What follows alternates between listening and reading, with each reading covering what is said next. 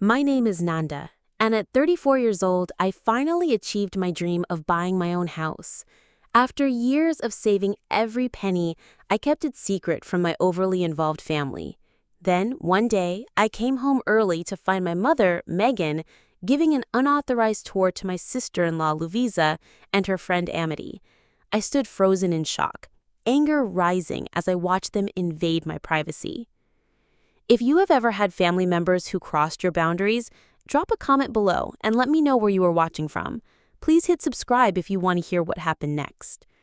Growing up in the Martinez household meant never having a moment of true privacy.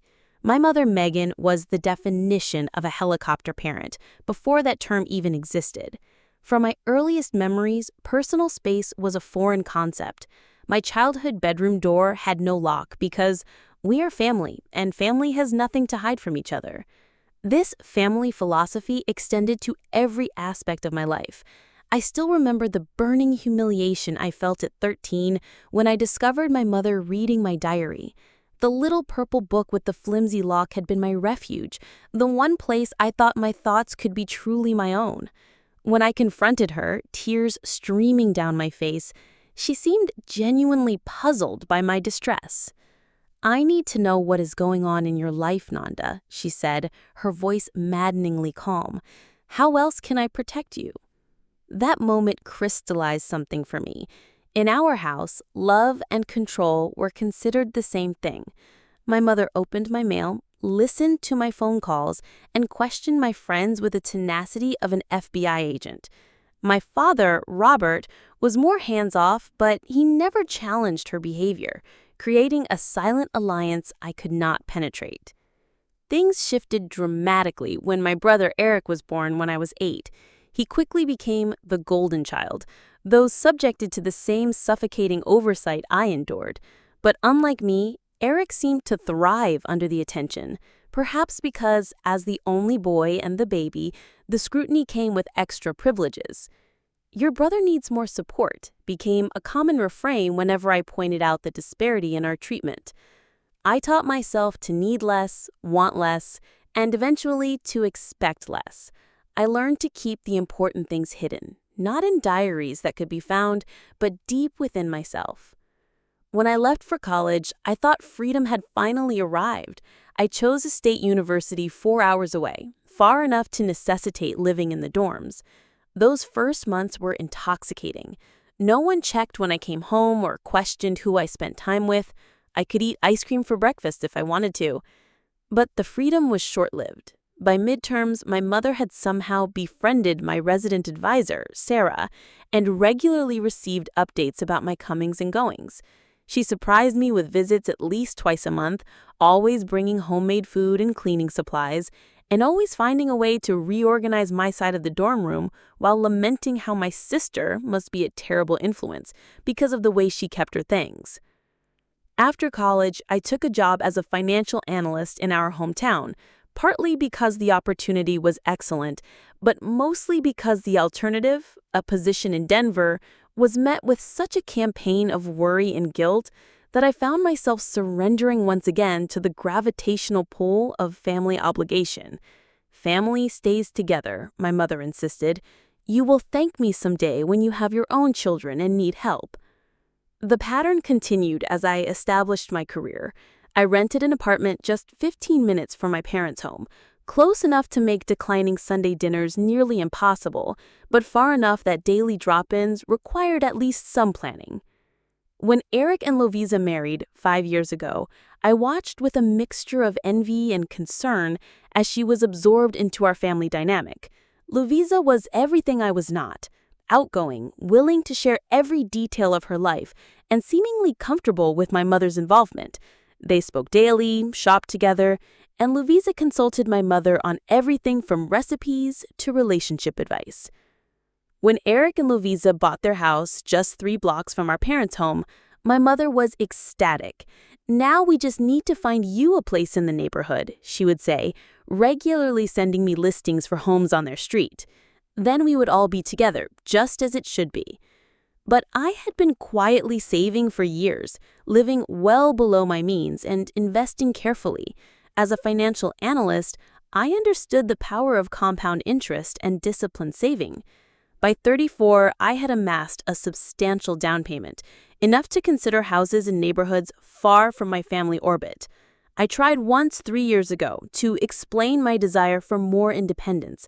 The family meeting I called to discuss my possible move to the east side of town, about 30 minutes away, became an intervention, with everyone from my father to Eric to my Aunt Carol listing reasons why separating from the family would be disastrous. "You have always been so sensitive," my mother said, tears in her eyes. "If you move so far away, who will check on you if you do not answer your phone? Who will bring you soup when you are sick?" Defeated, I retreated and renewed my apartment lease. But something had shifted inside me. I understood that my independence would never be given. It would have to be taken. And so with each passing month, my determination grew alongside my savings account. The decision to keep my house hunting secret was not made lightly. I had seen how my family behaved when Eric and Lavisa bought their home. My mother inserted herself into every step of the process, attending all showings, offering unsolicited opinions about everything from neighborhood safety to kitchen cabinet finishes, and even attempting to negotiate directly with the seller despite the presence of a realtor. I still remember Lavisa's face as she stood in what would become their living room, her excitement dimming as my mother declared the ceiling too low and the south-facing windows a problem for furniture placement. Though Lavisa loved the house, she began to echo my mother's concerns, her own preferences dissolving under the weight of family input. I could not bear the thought of my dream being similarly dismantled. So, when I finally felt financially ready to buy, I created an elaborate cover. I told my family I was taking a financial planning course on Tuesday and Thursday evenings when I was actually meeting with realtors and viewing properties. I used my lunch breaks for phone calls with mortgage brokers and home inspectors. I became an expert at diverting conversations away from my future plans. My search began in January, the coldest month of the year, when the real estate market was at its slowest. I reasoned fewer options meant less chance of someone spotting me at an open house. I researched neighborhoods carefully, looking for areas with good appreciation potential, but far enough from my family's usual haunts to minimize accidental discoveries. The process was exhausting. Without family support, every decision rested solely on my shoulders. There were nights I lay awake questioning if the secrecy was worth the stress, if I was overreacting to what my mother would surely describe as her loving concern. But then I would remember the look on Lavisa's face in that living room, and my resolve would strengthen. After seeing 27 houses, I found it, the one, a 1920s colonial with original hardwood floors, a bay window perfect for reading, and a small but charming garden in the back. It sat in a quiet street in Maplewood, a neighborhood 35 minutes from my parents' home, known for its mature trees and community atmosphere. The moment I walked through the door, I felt something I had rarely experienced growing up: peace. My realtor, Diana, noticed my reaction immediately. Unlike the other realtors I had worked with, she never pushed or rushed my decisions. A woman in her 50s with an easy laugh and forthright manner, she had quickly come to understand my situation without me having to explain too much. "You love this one," she said. "Not a question, but a statement." "Is it that obvious?" "Nanda, I have been showing you houses for 3 months. This is the first time you have looked like you are already living in one." The closing process was nerve-wracking. I scheduled the signing for a Wednesday morning, telling my office I had a doctor's appointment and my family I had an important client meeting. I created a new email address just for house-related correspondence and had all documents mailed to a post office box I rented.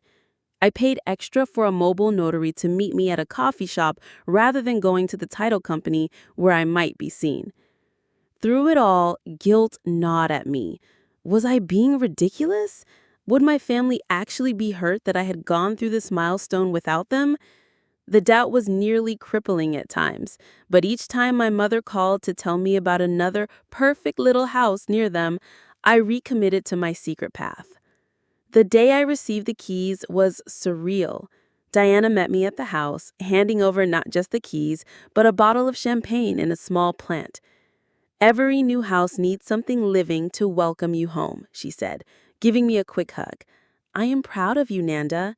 This is your space on your terms."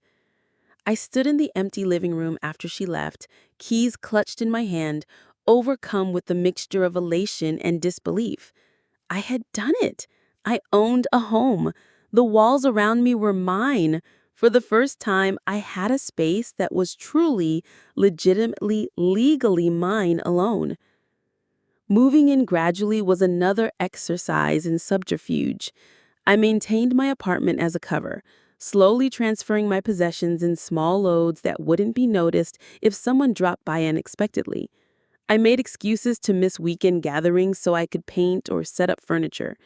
I became adept at taking video calls in bare rooms, positioning my camera carefully to show nothing of my surroundings. Those initial weeks were a strange double life. In my apartment, everything remained as expected. At my house, I slowly created the home I had always wanted. I painted the living room a soft lavender that would have made my mother wrinkle her nose in disapproval.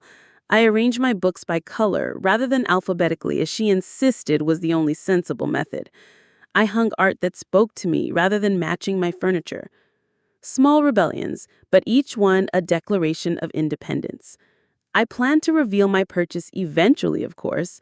I was not intending to keep it secret forever, just long enough to establish the space as undeniably mine. I imagined inviting them for dinner once everything was arranged exactly as I wanted it, presenting them with my achievement as a fait accompli. My mother being proud of my financial discipline, my father impressed by my independence. But life rarely follows our carefully constructed scenarios, and families seldom respond according to the scripts we write for them in our minds. The day everything changed was unremarkable at first. A Wednesday in late April, when spring was just beginning to assert itself over the lingering chill of winter. I had been in my house for nearly 6 weeks, still leading my double life, still gathering courage for the big reveal. That morning, I had a meeting scheduled with an important client at 2 in the afternoon. I had prepared extensively, creating detailed financial projections and rehearsing my presentation until I could deliver it in my sleep. But at 11:30, my phone buzzed with a text from my boss, Marcus. "Henderson meeting canceled, rescheduled for next Tuesday. Take the afternoon if you want. You have been putting in long hours." I sat at my desk, momentarily disoriented by the unexpected free time. Normally, I would use such a gift to go to my house and continue settling in. I had a delivery of bookshelves scheduled for the following week and needed to clear the space where they would go. Making a quick decision, I packed up my things, told my assistant, Rachel, I was leaving for the day, and headed home. My house, not my apartment. The drive was pleasant, spring sunshine warming my car as I mentally planned my afternoon. I would finally hang the mirror I had found at an antique store the weekend before. Maybe organize the kitchen cabinets in a way that made more sense than the previous owner's arrangement. Small, satisfying tasks that reinforced my ownership of the space. As I turned onto my street, a sense of peace settled over me, as it always did when approaching my house. That peace shattered instantly when I saw the cars in my driveway.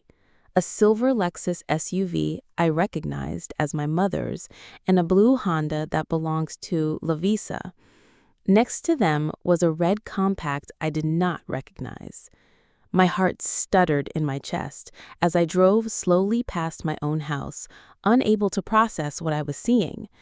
Maybe there was a mistake. Perhaps they were visiting someone else on the street. But no, the cars were definitely in my driveway, and as I circled the block, mind racing, I glimpsed movement through my front window.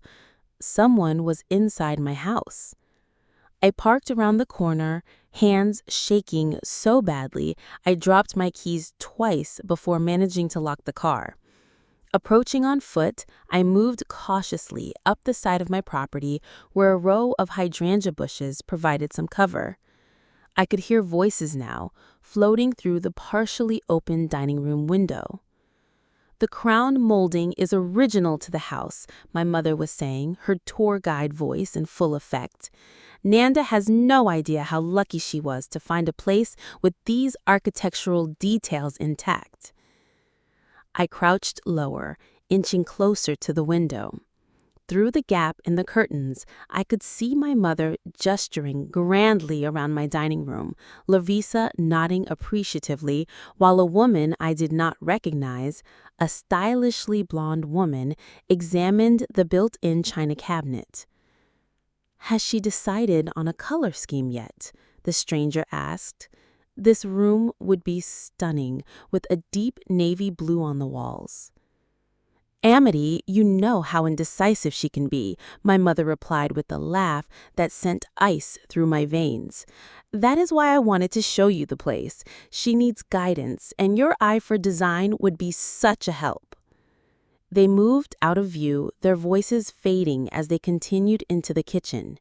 I remained frozen, a storm of emotions making it impossible to think clearly. How had they found out? How had they gotten in?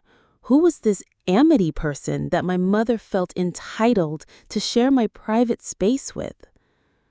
I shifted position, moving toward the kitchen window where I could hear them more clearly. My sister-in-law's voice carried through the glass. "The kitchen is nice, but so dated. Those cabinets would have to go immediately. And the countertops? I cannot believe she settled for laminate." "We will help her renovate," my mother assured her. "Robert and I were thinking of giving her some money for her birthday to update this space. It is just not functional for entertaining." I bit my lip hard, tasting blood. Entertaining. I had brought this house for my own sanctuary, not as a venue for family gatherings. The kitchen was perfectly functional for my needs, and I loved the vintage charm of the original cabinets. They moved again, footsteps overhead indicating they had gone upstairs. I crept to the back of the house where a large oak tree offered cover, straining to hear through the partially open bathroom window. The main bedroom gets wonderful morning light. I am thinking heavy drapes, though, in a nice burgundy to add some sophistication. "How much did she pay for this place?" It was Amity's voice, casually inquiring about my most private financial transaction. "Just under 300,000, my mother answered without hesitation. She had a good down payment saved, but I still think she overpaid. The market in this area is not as desirable as the realtor led her to believe." I pressed my hand against my mouth to stifle an audible gasp. Not only did my mother know the purchase price, but she was freely sharing this information with a complete stranger to me. The violation felt physical, a blow to my chest that made it difficult to breathe. "Well, the backyard is perfect for summer barbecues," Lavisa chimed in. "I can already imagine using that patio space when the weather gets warmer. Eric could set up his grill over there." "I was thinking the same thing," my mother agreed, "and there's plenty of room for the kids to play when you and Eric start your family." The assumption that my home would become communal family property sent a surge of anger through me so powerful I had to grip the tree to stay upright. This was exactly what I had feared, exactly why I had kept the purchase secret. In their minds, my achievement was not mine at all. It was a new resource for the family to utilize, a new space for them to occupy and control.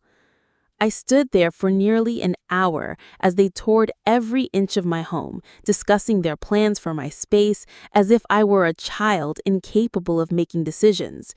They critiqued my few furnished rooms, planned extensive renovations I had neither desired nor could afford, and mapped out a summer schedule of family gatherings in my backyard.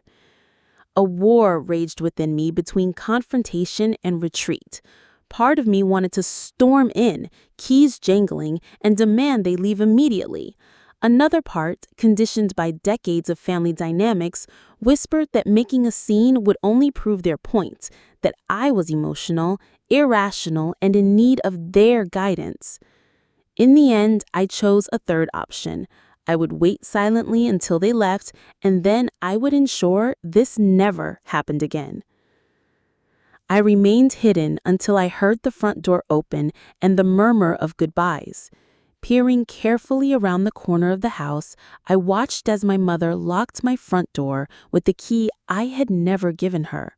The three women chatted briefly by their cars, my mother patting Lavisa's shoulder affectionately, before they departed in separate vehicles, utterly unaware of my presence or the storm they had unleashed.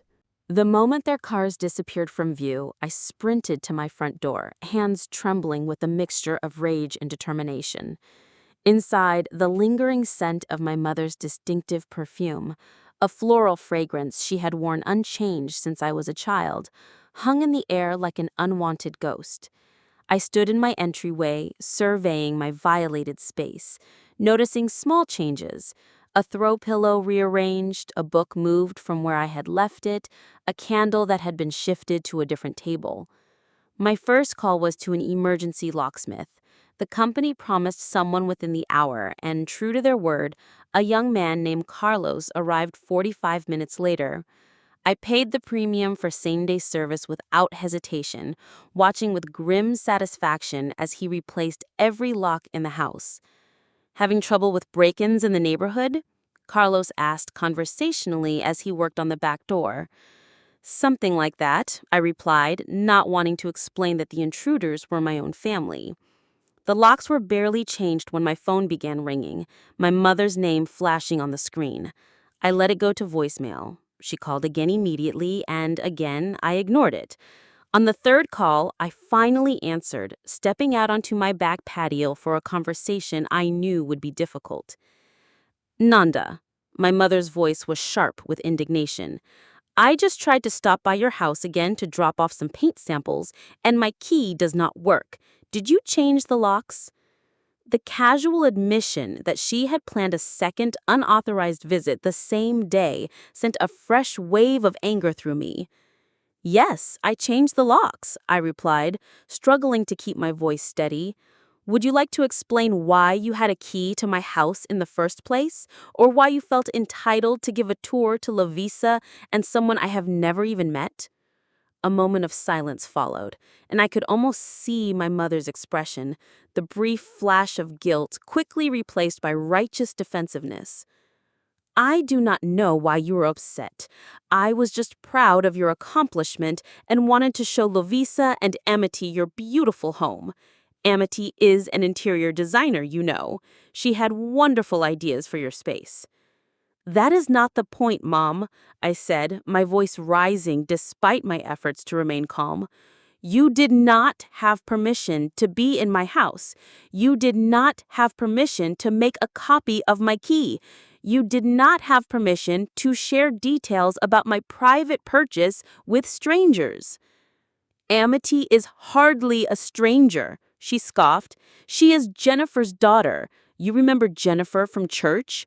Besides, we're family, Nanda. Family does not need permission." "That is exactly the problem, Mom," I said. "You have never respected my boundaries, never, from reading my diary as a child to opening my mail as an adult." "Opening your mail?" she interrupted, but her voice had that slight pitch change I recognized from childhood when she was caught in a lie. "Yes, Mom. The closing documents for this house were mailed to me. That is how you found out, is it not? You took my mail from my apartment while I was at work." The silence on the other end confirmed my suspicion. "Nanda," she finally said, her voice softening to the persuasive tone that had always managed to make me doubt myself, "I was worried about you. You have been so secretive lately, missing family dinners, not answering calls promptly. I thought something might be wrong. When I saw the envelope from the title company, I was concerned you might be in some kind of financial trouble." "So you opened it," made a copy of my house key without my knowledge, and then felt entitled to enter my home and give tours while I was at work. My voice was rising again, years of suppressed frustration bubbling to the surface. "You are blowing this out of proportion," she replied, a defensive edge returning to her voice. "I was going to tell you this weekend. I thought we could surprise you with some decorating help. Lovisa and I picked out curtains for the living room. They would be much better than those flimsy things you have up now." I closed my eyes, pressing fingers to my temple where a headache was beginning to form. "Mom, what you did was wrong. It was a violation of my privacy and my trust. I'm 34 years old, not a child. This is my home, purchased with my money, and you had no right." "I had every right," she interrupted, voice rising to match mine. "I am your mother. Everything I have ever done has been for your benefit, to help you, to guide you.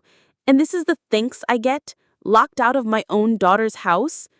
"Yes," I said, a strange calm settling over me as I realized there would be no acknowledgement of wrongdoing, no apology. "And you will remain locked out until you can respect my boundaries." I ended the call as she began another protest, then turned my phone off completely, needing space to process what had happened and what would come next. That space was short-lived.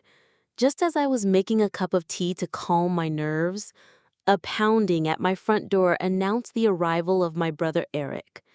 His face was flushed with anger as I opened the door, the security chain still in place. "What the hell, Nanda?" he demanded without preamble. "Mom is at home crying because of you." "Hello to you too, Eric," I said, making no move to remove the chain or let him in. "I assume she called you immediately after our conversation." "Of course she did. She is devastated. How could you accuse her of violating your privacy when all she was trying to do was help you?" I studied my brother's face, wondering if he genuinely could not see the problem or if family loyalty was simply overriding his sense of right and wrong. "Did Mom tell you she made a copy of my house key without my permission and brought Lovisa and a stranger into my home while I was at work?" A flicker of doubt crossed his features, but it was quickly suppressed. "She was excited for you. She wanted to help make your house a home." "It already was my home," I said quietly. "My home, Eric. Mine. Not hers to redecorate, not Lovisa's to plan barbecues, and not a community space for the family to use at will." "You have always been like this," he said, shaking his head. "So selfish, so wrapped up in your need for space. Family is supposed to be involved in each other's lives. That is what love is." "No, Eric, that is what control is. Love would have been respecting my choice to buy a house on my own. Love would have been waiting for me to invite you into my space when I was ready." My brother's expression hardened. "So that is it? You are just going to cut us all off because Mom was trying to help?" "I am setting boundaries," I corrected him. "Something I should have done years ago."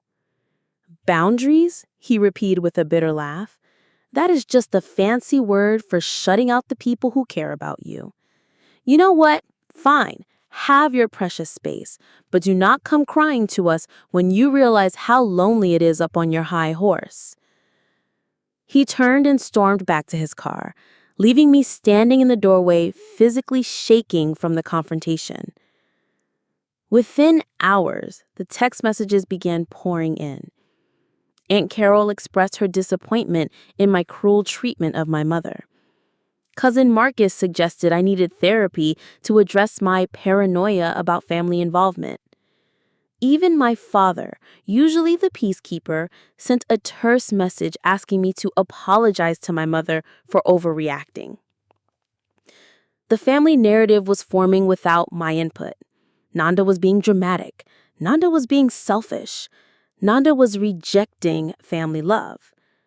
No one, it seemed, was willing to consider that perhaps having a key made without permission, entering a home uninvited, and planning unsolicited renovations might actually be the problematic behavior in this situation. As the sun set on that tumultuous day, I sat alone in my living room, surrounded by the walls I had painted in colors of my choosing, clutching a mug of tea that had long gone cold. I felt raw, exposed, and yet strangely liberated. For the first time, I had stood my ground completely, without wavering, without eventually capitulating to family pressure. The cost was high. Family relationships strained, perhaps beyond repair. But as I looked around at the space that was truly mine, I knew I had made the right choice. The locks were changed, the physical boundary was secured. Now came the harder part, maintaining the emotional boundaries against the tidal wave of family manipulation that I knew was just beginning. The days following the confrontation settled into an uncomfortable new pattern. My mother, master of the silent treatment when thwarted, did not call again. My brother's messages became increasingly cold before stopping altogether. Family group texts about Sunday dinners and upcoming birthdays notably excluded me. It was as if a decree had gone out. Nanda was in exile until she repented. A week after changing my locks, I arrived home to find a large gift basket on my porch. A peace offering, perhaps. The card attached read, "Thought these items might help warm up your house. Family always forgives. Sunday dinner at 5:30. Love, Mom." Inside the basket were the burgundy curtains she had mentioned wanting for my bedroom, a set of kitchen towels in a color I disliked, and several framed family photos I had deliberately chosen not to display in my new space. The message was clear. My mother was willing to forgive my transgression if I would just return to the fold and allow her vision for my home to proceed. I returned the basket untouched to my parents' porch that night with a note of my own. "Thank you for thinking of me, but I have already selected decor that suits my taste.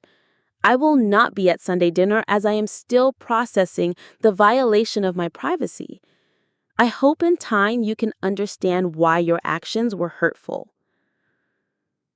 2 days later, my colleague Angela mentioned encountering my mother at the grocery store.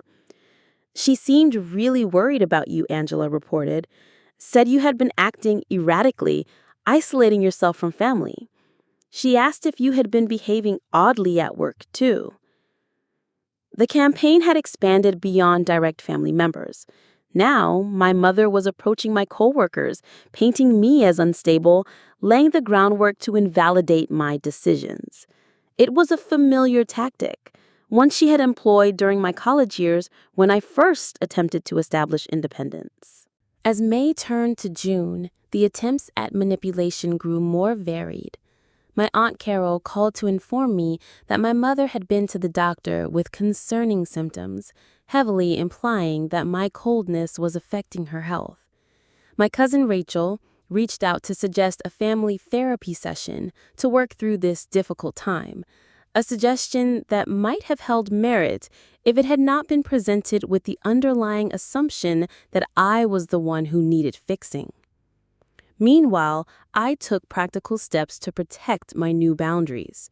I hired a security company to install cameras at my front and back doors, added motion-sensing lights, and set up a video doorbell system. These measures felt extreme, like something from a psychological thriller rather than necessary precautions against one's own family, but the peace of mind they provided was worth every penny. When Memorial Day approached, the pressure intensified.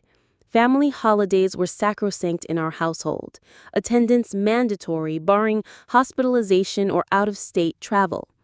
My father, breaking his months-long silence, called directly. "Your mother has set a place for you," he said without greeting, his voice gruff with disapproval. "Barbecue starts at 2. Luvisa is making her famous potato salad." The assumption that I would simply appear, that months of conflict could be swept aside for the sake of maintaining holiday traditions, was so typical that I almost laughed. "I will not be there, Dad," I said quietly. "I have made other plans." In truth, my other plans involved a quiet day at home and dinner with my friend Diana, who had invited me after hearing about my family situation. But I owed no explanation. "This has gone on long enough, Nanda," my father said, his voice taking on the stern tone that had quelled arguments throughout my childhood. "You have made your point. Your mother feels terrible about the misunderstanding." "Misunderstanding?" I interrupted, unable to let the characterization stand. "There was no misunderstanding, Mom. Mom made a copy of my key without permission and entered my home without consent. That is not a misunderstanding, Dad. That is a violation." "She is your mother," he replied, as if this relationship status granted immunity from basic respect for boundaries. "Yes, she is, and I love her, but I cannot continue in a relationship where my autonomy is not respected." The silence that followed was heavy with decades of unspoken family dynamics. Finally, my father sighed. "I do not recognize you anymore, Nanda. The daughter we raised would never turn her back on family." The accusation stung, but beneath the pain was a realization. Perhaps they truly did not recognize me anymore, because for the first time, I was refusing to be the daughter they had raised, a daughter who subordinated her own needs to keep the peace. "I am not turning my back on family, Dad. I am asking for respect. When you and Mom are ready to discuss what happened without dismissing my feelings, I will be here." 4th of July brought a new tactic. Gifts appeared on my porch, a tower of patriotically wrapped packages accompanied by cards heavy with emotional appeals.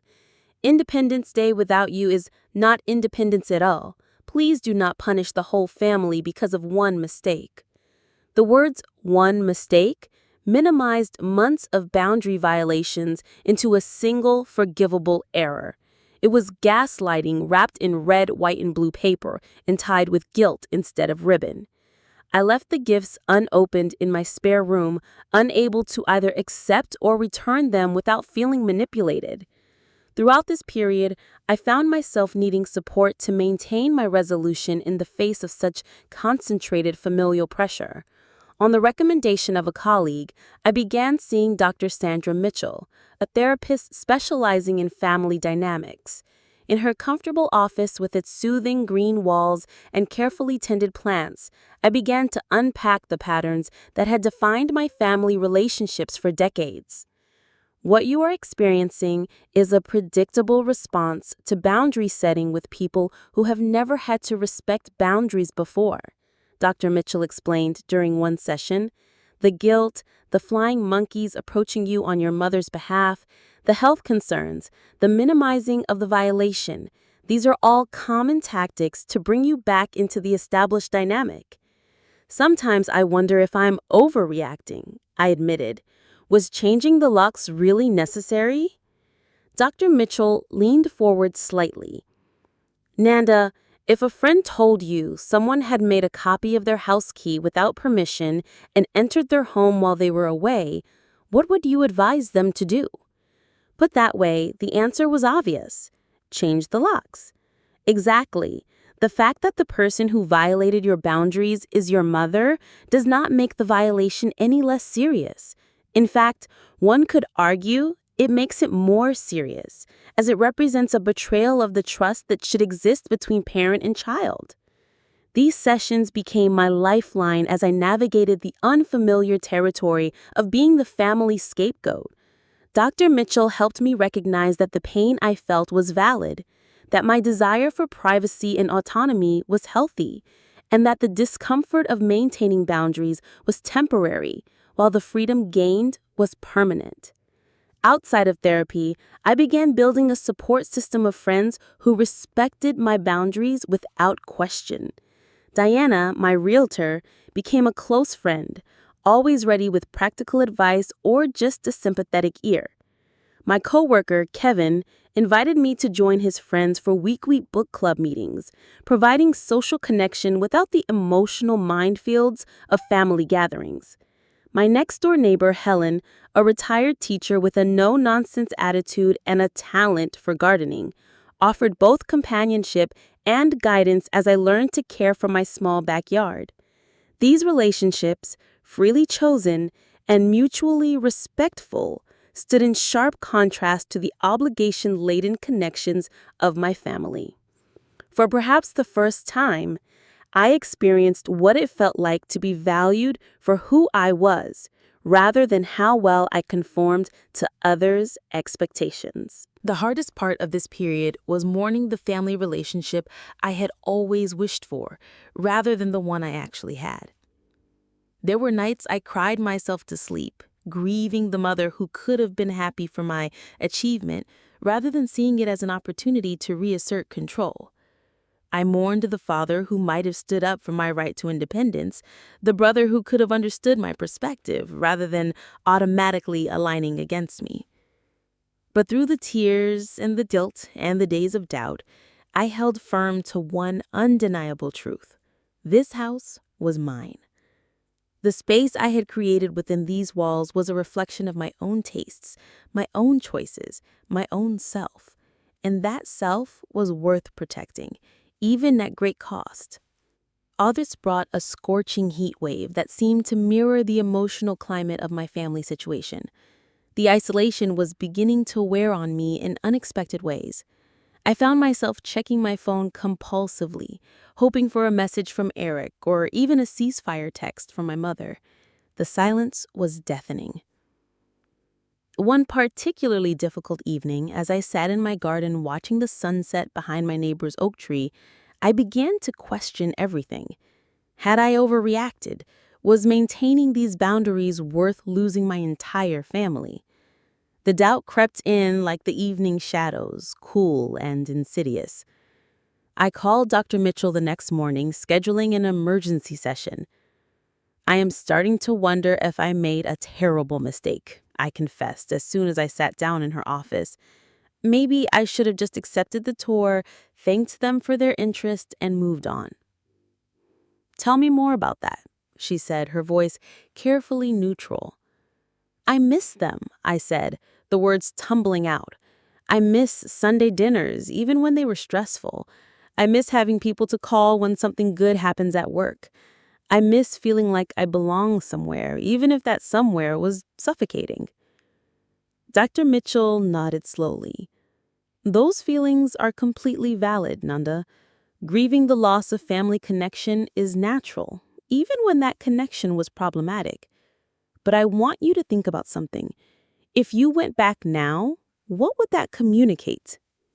I considered the question, that their behavior was acceptable, that I did not really mean what I said about boundaries. And how do you think they would respond to that message? The answer was uncomfortable but clear. They would see it as vindication, proof that I was just being dramatic and that they were right all along. So where would that leave you? Right back where I started, except with even less credibility the next time I tried to assert myself. The session helped clarify that my loneliness, while painful, was not a sign that I had made the wrong choice. It was a natural consequence of changing a dysfunctional dynamic, and it would eventually lead to healthier relationships if I stayed the course. September arrived with the promise of cooler weather and new beginnings. I threw myself into making my house truly my own.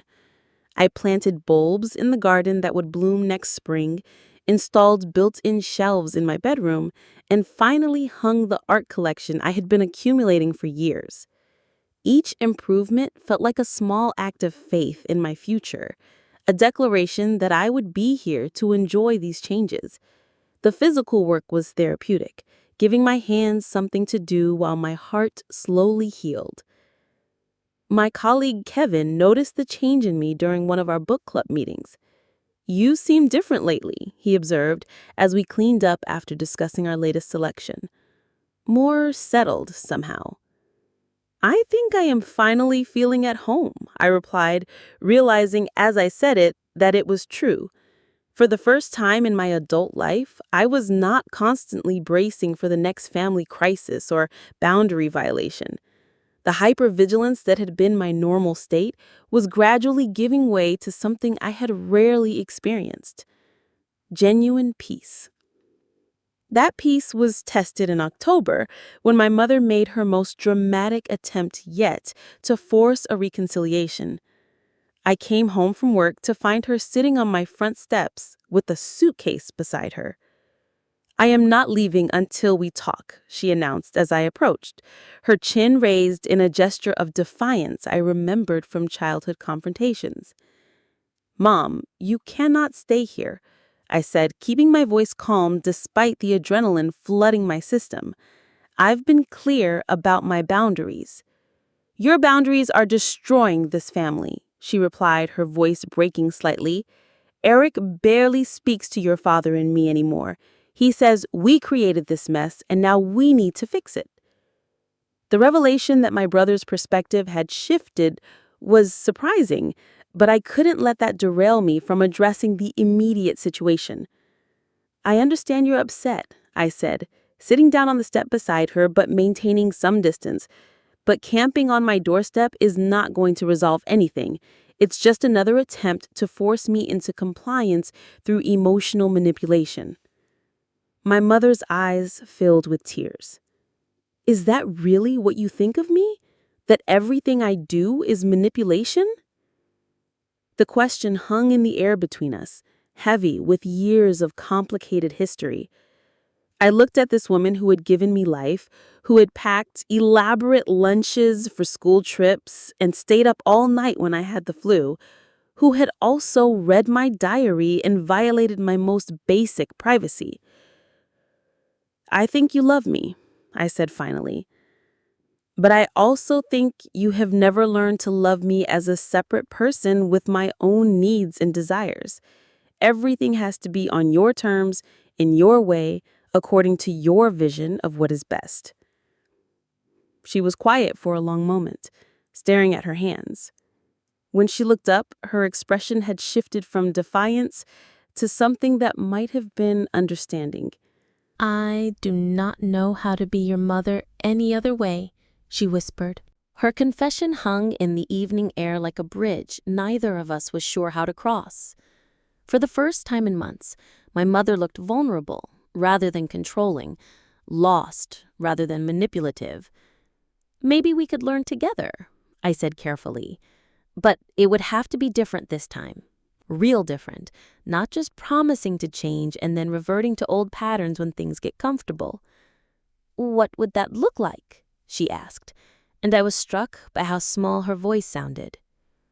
"It would mean respecting the boundaries I have set, even when you disagree with them. It would mean asking before giving advice instead of assuming I want it. It would mean accepting that my house, my life, my choices are mine to make." She nodded slowly. "And if I mess up? Because I probably will, Nanda. These patterns are decades old. Then we talk about it, honestly, without you getting defensive or me shutting down completely." We sat in silence as the sun finished setting. Finally, my mother stood and picked up her suitcase. "I should go home and let your father know I am not actually running away from home," she said with a weak smile. "Mom," I called as she reached her car. She turned back to me, hope flickering in her eyes. "Maybe we could start small. A phone call next week? Just to talk, not to solve everything at once." "I would like that," she said simply. After she left, I sat on my steps for a long time, processing what had just happened. It was not a complete reconciliation, not a magical healing of all our issues, but it was something I had not dared hope for. A genuine acknowledgement that change was needed and a willingness to try. The phone call the following week was awkward at first. We were both trying so hard to avoid saying the wrong thing that the conversation felt stilted and unnatural. But gradually, we found safer topics: my work, her garden, a book she had read that she thought I might enjoy. I have been seeing someone, she said toward the end of the call. A therapist, I mean. Dr. Patricia recommended her after I had what your father called a complete meltdown about the family falling apart. The admission surprised me. My mother had always been skeptical of therapy, viewing it as something for people who could not solve their own problems. How is that going? I asked. Hard, she said, with a laugh that held no humor. Apparently, I have what she calls enmeshment issues. I thought I was being a loving mother, but I guess the line between love and control is not as clear as I believed. Over the following weeks, these phone calls became a regular occurrence. Sometimes they went well, with both of us managing to communicate without falling into old patterns. Other times we hit rough patches, where my mother would slip into giving unsolicited advice, or I would shut down at the first sign of boundary crossing. But we kept trying, and slowly something new began to emerge between us. Not the relationship we had before, which had been built on my compliance and her control, but something more honest and potentially more sustainable. The breakthrough came in early November when my mother called me, clearly distressed. I need you to tell you something, and I need you to just listen without trying to fix it or judge me. The role reversal was so unexpected that I almost laughed. Okay, I'm listening. We had a huge fight about Thanksgiving. He wants to invite you, but I told him I was not ready. Not because I'm still angry with you, but because I'm afraid I will mess up and ruin the progress we have made. Her vulnerability was startling. This was not the confident, controlling mother of my childhood, but a woman genuinely afraid of her own behavioral patterns. What are you most worried about? I asked. That I will see your house and not be able to stop myself from commenting on what I think should be changed. That I will fall back into treating you like a child who needs my guidance, instead of an adult who has made good decisions on her own. I considered her words carefully. What if we had Thanksgiving somewhere neutral? A restaurant, maybe. That way, there would be natural boundaries built into the environment. You would want to have Thanksgiving dinner with us? The hope in her voice was unmistakable. I would like to try, with some ground rules and the understanding that if it doesn't go well, we can leave and try again another time. The Thanksgiving dinner at Morrison's family restaurant was not perfect. There were moments when I could see my mother physically restraining herself from commenting on my life choices, and moments when I felt my old defensive patterns trying to resurface. But we made it through 3 hours without a major conflict, and more importantly, we all seemed to genuinely enjoy each other's company. Eric and Lavisa joined us, and I was surprised to discover that my brother had indeed shifted his perspective significantly. During a moment when our parents were debating the merits of different dessert options, he leaned over to me.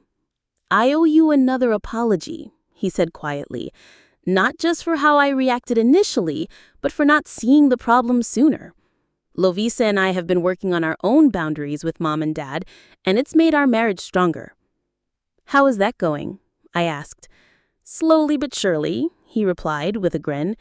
Turns out you were the canary in the coal mine. You just had the courage to do something about it first. December brought the first real test of our fragile new dynamic. My mother called one afternoon, her voice careful and measured, in a way that told me she was working hard to manage her impulses. I have been thinking about Christmas, she began, and I know this is presumptuous, but I wondered if you might consider having it at your house this year. The request caught me completely off guard. For months, my home had been a fortress, a space they were not allowed to enter. Now my mother was asking to be welcomed in. Why? I asked, genuinely curious about her reasoning. Because I think I need to see how you have made it yours, she said quietly. I realized I never really looked at it as your home that day. I saw it as a project to be fixed, a space to be improved. I want to see it the way you see it. The vulnerability in her admission moved me more than I expected. This was not the demanding, controlling woman who had given unauthorized tours 6 months earlier. This was someone genuinely trying to understand a different perspective. "We could try," I said slowly, "but I need you to understand that if it becomes overwhelming for either of us, we can change the plan. No guilt, no drama, just honest communication about what is working and what is not." "I understand," she replied. "And Nanda, thank you for trusting me with this." The week before Christmas, I found myself in the unusual position of preparing my home for voluntary family invasion. But instead of the dread I might have felt months earlier, I felt something closer to nervous excitement. I wanted them to see what I had created, to understand why this space mattered so much to me. When they arrived on Christmas Eve, my mother stood in the doorway for a long moment, taking in the living room I had painted in soft lavender, the bookshelves arranged by color, the artwork that reflected my personal taste rather than conventional decorating wisdom. "It is beautiful," she said, and I could hear the surprise in her voice. "It is so completely you." My father wandered through the rooms with quiet appreciation, commenting on the restored hardwood floors and the way I had arranged the furniture to maximize the natural light. Eric and Lavisa brought wine and flowers, treating my home with the same respect they would show any other host.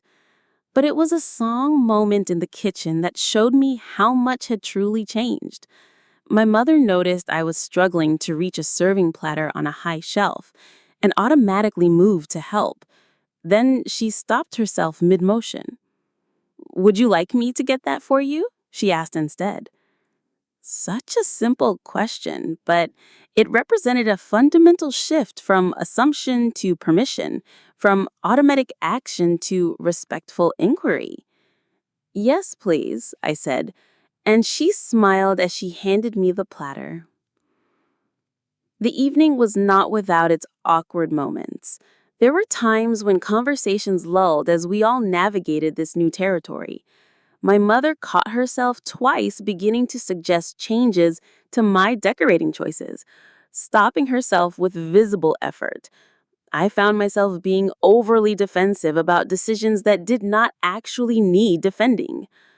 But overall, it was successful enough that when they left, I felt hopeful rather than exhausted. My mother hugged me goodbye and whispered, "Thank you for letting us into your beautiful home." January brought an unexpected development. Eric called to tell me that he and Lovisa had decided to implement some new boundaries of their own. "We have changed our locks too," he said with a laugh. "Mom was not thrilled, but she's adjusting. Lovisa and I realize we need to have some space that is just ours, without constant family input." The fact that my actions had given my brother permission to set his own boundaries felt like validation of a sort. I had not just been fighting for my own autonomy, I had been challenging a family system that was not serving anyone well. Spring arrived early that year, and with it came a phone call from my mother that would have been unimaginable a year ago. "I've been thinking about something," she said, "and I want to run it by you before I do anything." "Okay," I replied, intrigued. "Your Aunt Carol is having some problems with her daughter, Beth. They are not speaking because Carol has been, well, doing some of the same things I was doing with you. Opening mail, dropping by uninvited, that sort of thing." I waited for her to continue. "I was thinking of talking to Carol about it, sharing what I've learned from our situation and from therapy. But I wanted to check with you first because it would involve discussing some of our private family business." The request showed such growth in her thinking that I was momentarily speechless. A year ago, she would have inserted herself into Carol's situation without hesitation. Now, she was asking permission and considering the privacy implications of her actions. "I think that could be really helpful for both Carol and Beth, and I appreciate you asking." I am learning that asking permission is not a sign of weakness. It is a sign of respect. By summer, our new normal had solidified into something sustainable. We talked regularly, saw each other for holidays and special occasions, and had developed a vocabulary for navigating conflicts when they arose. My relationship with Eric had deepened beyond our shared childhood into genuine adult friendship. Even Lovisa and I had found common ground, bonding over books and hiking trails rather than just tolerating each other as relatives. The transformation was not complete or perfect.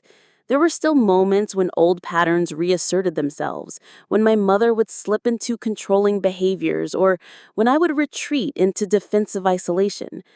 But we had learned to recognize these moments and address them directly, rather than letting them fester into larger conflicts. My house had become what I always hoped it would be, not just a refuge from family dysfunction, but a place where I could welcome others on my own terms. The locks I had changed in anger had evolved into something more positive, boundaries that protected rather than excluded, that created safety rather than isolation. One year after changing my locks, I sat in my garden on a perfect spring evening, reflecting on the journey of the past 12 months. The small patio where my mother had once planned family barbecues without my input was now my favorite spot for morning coffee and evening reflection.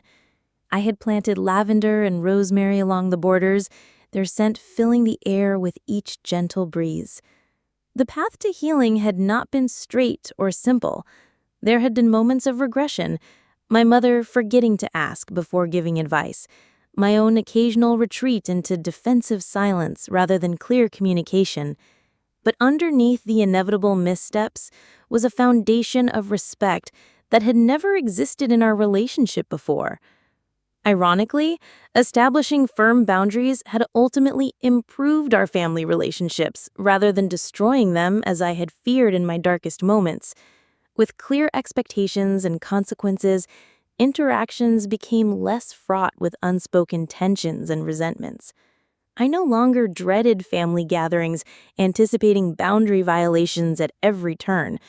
My mother no longer felt the need to monitor my life constantly, gradually accepting that my independence was not a rejection of her. The change had not come easily for her. My mother had continued seeing her therapist throughout the year, and while she refused to share details of those sessions with the family, whatever was discussed seemed to help. Over time, I noticed subtle but significant shifts in her behavior.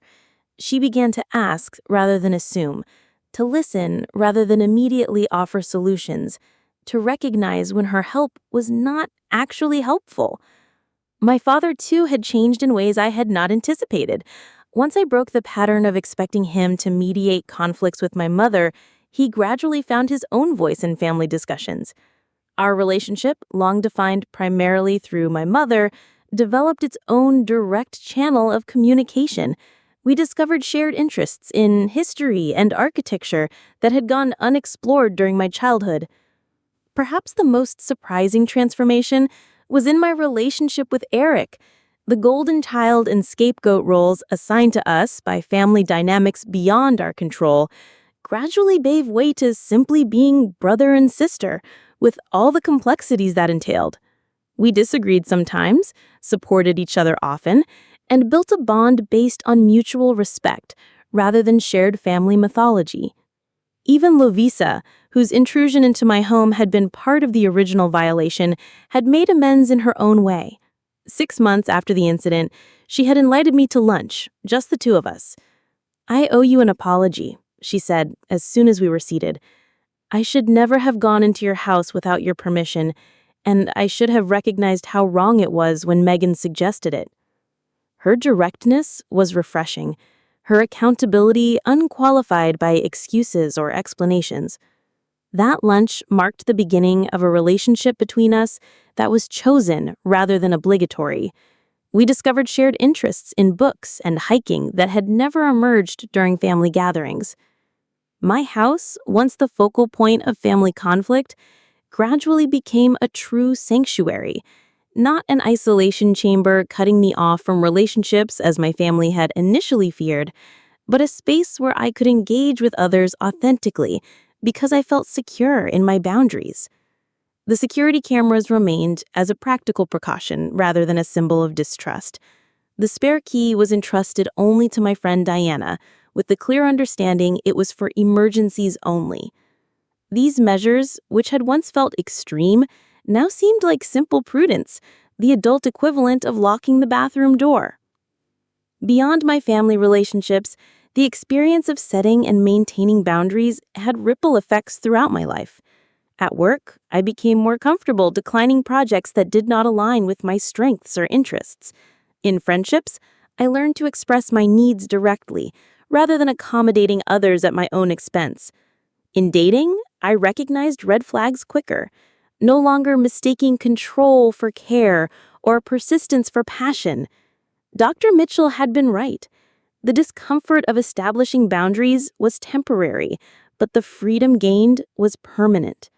The guilt that had plagued me during those early months of estrangement gradually dissolved, replaced by a quiet confidence in my right to determine the conditions of my relationships. There were still difficult moments, of course. Family patterns established over decades did not disappear entirely in a single year.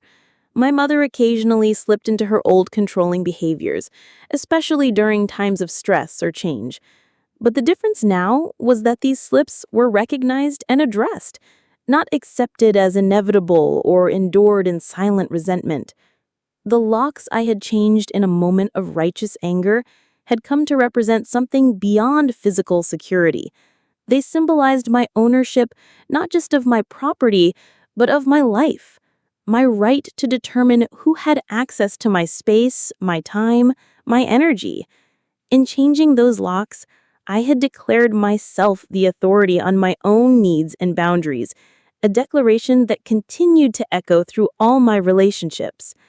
As twilight deepened in my garden that anniversary evening, I thought about the young woman I had been a year before, terrified of family rejection, yet finally willing to risk it for the sake of her own autonomy. I wish I could tell her that the journey ahead, though difficult, would lead to relationships deeper and more authentic than she had ever experienced. That in standing firm, she would discover strengths she had not known she possessed. That the family she feared losing would eventually transform into something healthier, precisely because she had been brave enough to demand change. The house keys in my pocket felt different now, familiar rather than fraught with significance. Just keys, not symbols of rebellion or independence, just the means to secure a space that was undeniably mine, a space where I could welcome others on my own terms. Have you ever had to set difficult boundaries with people you love? It is never easy, but sometimes necessary for real relationships to grow. If this story resonated with you, please leave a comment below sharing your experience. And if you found value in hearing my journey, please hit like, subscribe, and share this video with someone who might need to hear that setting boundaries is not selfish. It's an act of self-respect that ultimately benefits everyone involved. Thank you for listening to my story. And remember, sometimes the locks we need to change are not just on our doors, but on patterns that no longer serve us.